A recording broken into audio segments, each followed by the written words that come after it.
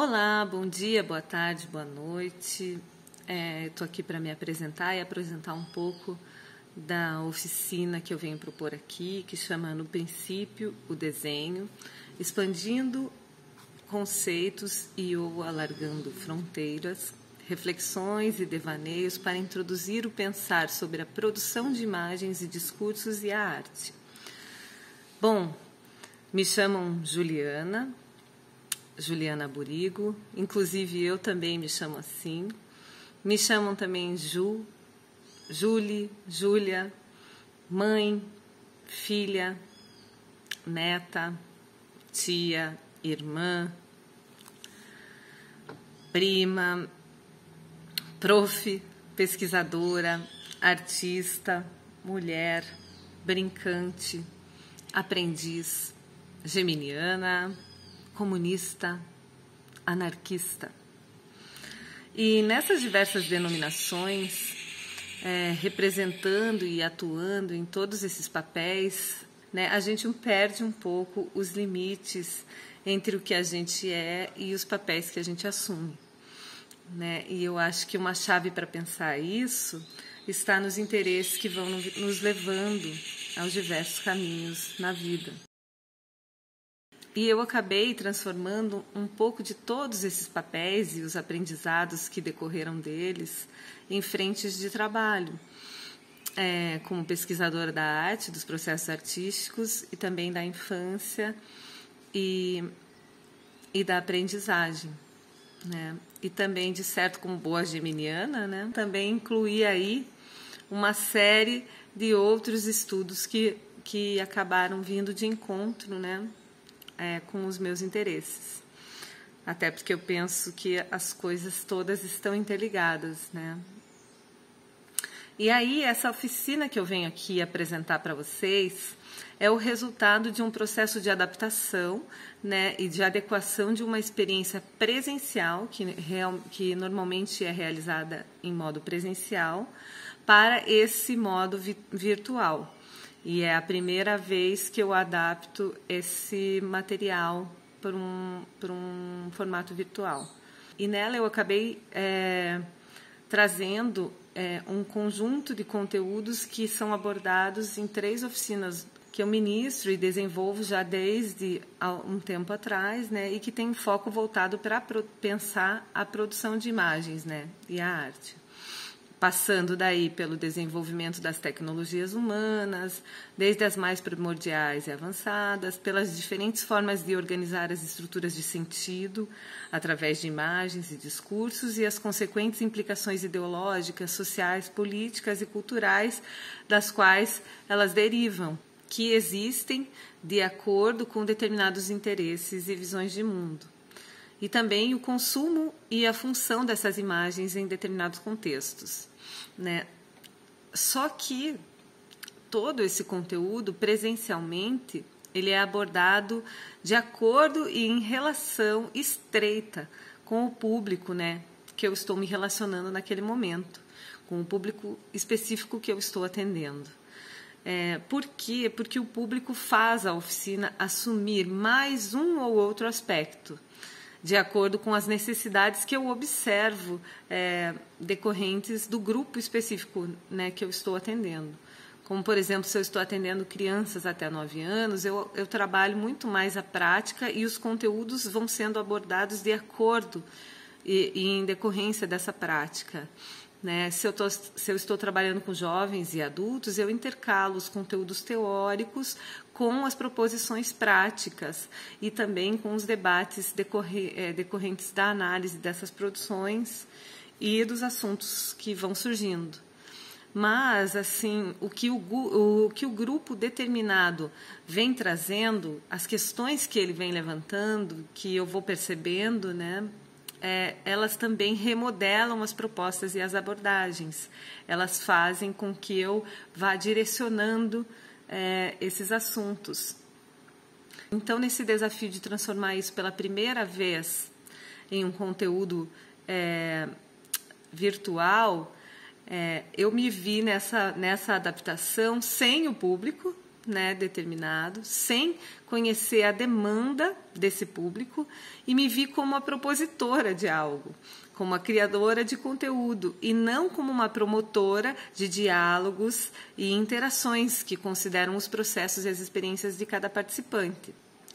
E aí, né, quando eu comecei a pensar essa proposta e destrinchar esses conteúdos, eu me vi diante de um complexo de escolhas que diziam respeito tanto aos próprios conteúdos quanto à abordagem e o foco que eu daria a eles, né?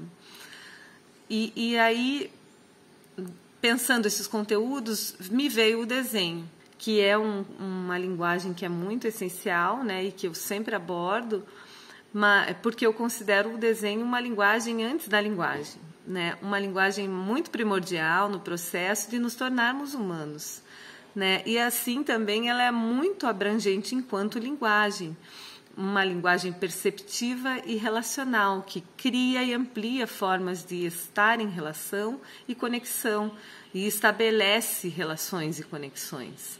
Então eu optei por trazer o desenho como um fio condutor da oficina para pensar essa introdução à produção de imagens e discursos e a arte.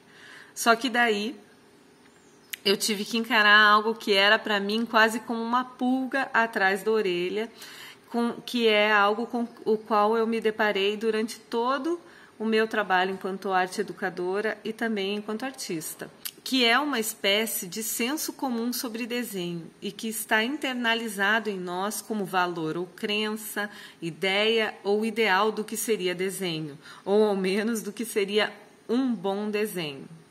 E com essa pulga atrás da orelha, tudo virou de uma coisa nova. Todos esses assuntos que eu gostaria de trazer, eu tive que... eu comecei a olhar para isso e desenhar a oficina a partir dessa pulga atrás da orelha. Então, a oficina foi se desenhando e se delineando meio que intuitivamente, já que eu não tinha também muito tempo para iniciar as gravações, e esse assunto que se apresentou, ele ainda não estava muito bem desenvolvido como um conteúdo, né, para uma apresentação. Então, ele foi se desenvolvendo e se recortando junto desse processo de roteirização e gravação. E acabou se remodelando como uma conversa meio que informal, assim, um convite ao diálogo para a gente pensar junto as noções comuns que temos sobre as coisas do mundo, né, onde eu trago várias referências importantes para mim e com uma vontade de dialogar muito também sobre esses assuntos, né? E assim a oficina resultou em 4 módulos subdivididos em partes, né, de acordo com os conteúdos abordados. Resumidamente, os conteúdos estão divididos assim. No módulo 1, composto por 2 partes, abordaremos uma espécie de ideia de desenho.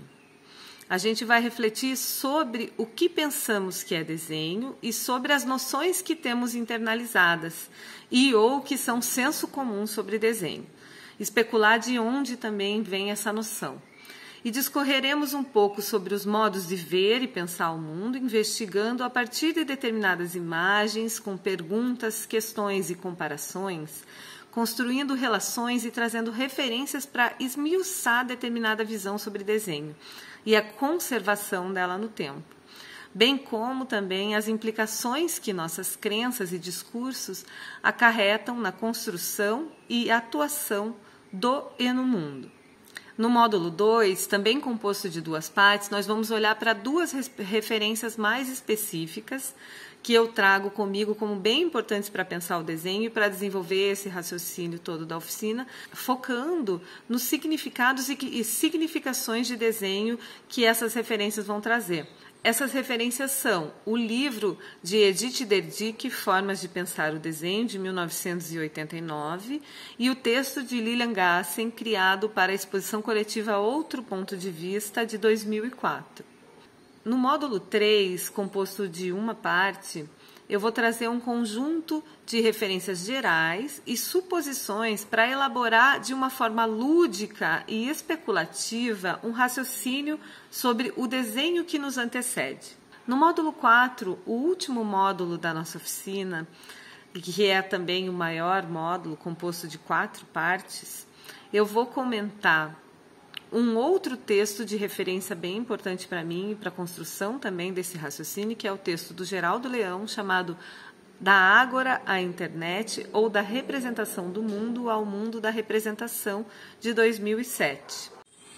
E por intermédio desse texto do Geraldo, nós vamos fazer um breve percurso histórico das representações na história da arte, a partir de olhar para as estruturas e princípios ordenadores dos enunciados visuais, os princípios que ordenam e estruturam esses enunciados, e também os discursos. E também para olhar quais são as consequentes implicações em formas de ordenação do mundo que essas estruturas e princípios resultam. Né? Aí nós vamos pensar também o modo de produção, veiculação e consumo das imagens, a arte contemporânea e como olhar para as imagens na contemporaneidade, passando também a olhar para a experiência pelo olhar das crianças.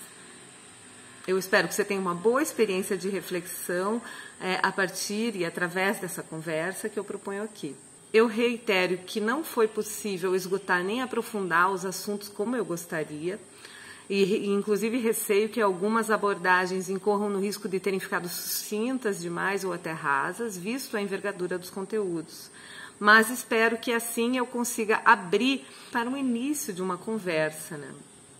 Ressalto aqui que essa proposta ela foi viabilizada pela importante lei emergencial Aldir Blanc, que propiciou uma forma de trabalho aos artistas e trabalhadores da cultura nesses tempos tão caóticos que nós estamos vivendo em decorrência da pandemia do Covid-19, mas já antes, em 2019, em decorrência do golpe que nós tivemos aqui no Brasil. Então, eu agradeço e espero mesmo que você tenha uma boa experiência.